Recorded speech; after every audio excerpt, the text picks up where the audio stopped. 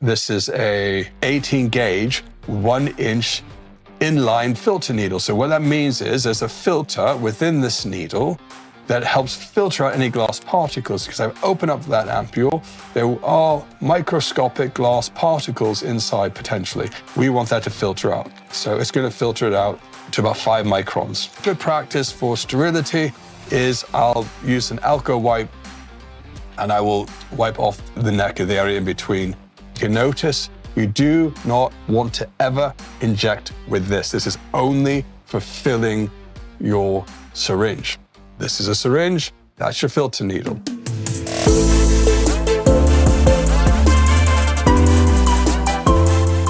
So, I want to take you through what I've discovered that makes opening a glass ampule very simple. So firstly, when you locate your ampule that you want to open, you have to observe that there's no oil or liquid in the top part of the ampule. If you do, you're going to end up with having less than the full amount of the ampule when you open it, because a good chunk of the oil is stuck in the top of the ampule. So to remove that, there's a couple of different techniques you can follow. One, you can try to flick down the ampule, and that should remove the oil. Another option is to flick it with your finger, and that should push the oil down. So either way, either a quick movement of your hand or flicking it with your finger should remove any of the excess oil that would sit in the top part of the ampule or the neck of the ampule.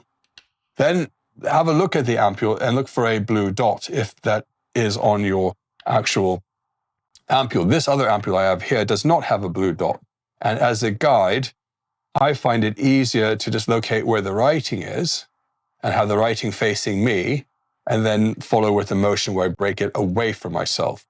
If you have a blue dot on your ampule, like here, then have that blue dot facing yourself. And when you open this, a lot of people complained about cutting their finger. And one thing you want to make sure of is that you keep your finger away from the opening, but also that when you do open it, you open it in a quick movement away from yourself. If you were to do the opposite towards yourself, you're going to break it or you're going to shatter it. And that could happen as well. You can shatter this thing if you squeeze it too tight at the top of the neck. So good practice for sterility is I'll use an alcohol wipe and I will wipe off the neck of the area in between the ampule neck and the main body.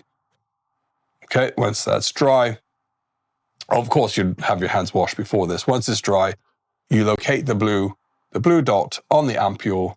I'm right-handed, so I hold the actual ampule with my left hand, and then with my right hand, I put my thumb on that blue dot.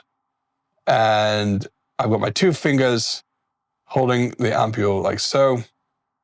And really, it's just one swift move. 1, 2, 3, and I've opened up. I didn't cut myself. I didn't shatter it. I do this nearly every day. And it's really, really that simple. And as you notice, there's no oil in the top bit of my ampule. Then if I need to draw out the solution, then that's when I have a syringe. This is a 1 ml syringe. This is a 18 gauge, 1-inch inline filter needle. So what that means is there's a filter within this needle that helps filter out any glass particles. Because I've opened up that ampule, there are microscopic glass particles inside potentially. We want that to filter out. So it's going to filter it out to about 5 microns. But it's for glass, but it's not for anything else. So if you're using a 1 ml syringe, that's what I'll demonstrate. With a 1 ml syringe, you simply open it, open up the 18 gauge filter needle, and then this is a Lure lock. That means it screws in. So I'm going to screw the syringe into the needle or the filter needle. I can remove the cap. You can notice you do not want to ever inject with this. This is only for filling your syringe.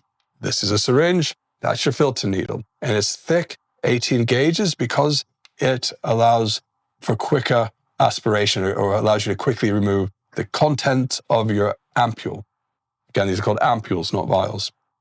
And you just place that in there. And what I find, it's sometimes really hard to fill 1 milliliter of solution in a 1 ml syringe without having issues. So my technique is I will fill this about halfway. I'm going to stop. And then you see a bubble in there. I'm going to pull back on the plunger. I'm going to have more air. And I got all these air bubbles.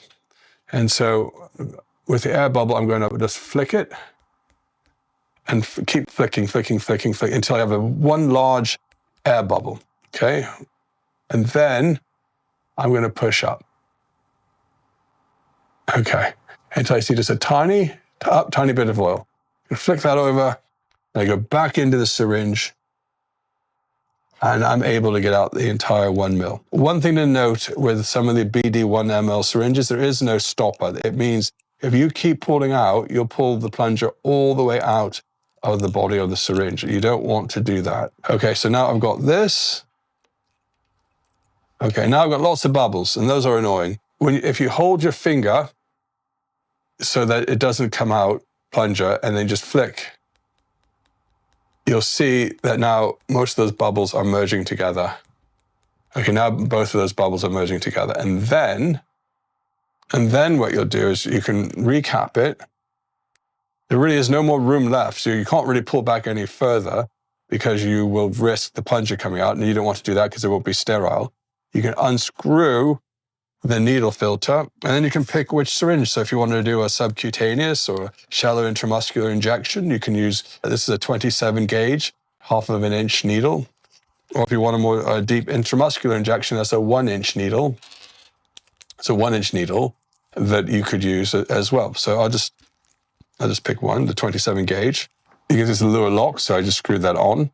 And then there's a little bubble of air. And I just push from the bottom of the plunger, making sure there's no, tap it a few times, and I push from the bottom. And then if I were ready to inject, I would make sure all the bubbles are out. Keep going. And say there might be a little tiny bubble. And if you just keep, okay, so here I am right exactly at 1 ml and ready to inject. So that's an easier way to get out 1 full ml. If you were to draw out the whole thing at once, then the risk is you would probably have even less in there. But because we removed anything from the Testosterone in the neck of the ampule, we were able to get nearly all of it out of the 1 ml. That's it. Forward. If you're serious about long-term vitality, check the links below. At BMH, we've got resources, we've got education, and we've got guidance to help you take a smarter path. And don't gamble with your health for a temporary gain at the gym. Build the foundation that lasts. I'm Mike with BMH. Thanks for watching, and I'll see you in the next video. Oh, and by the way, now you can listen to this podcast on Spotify as well.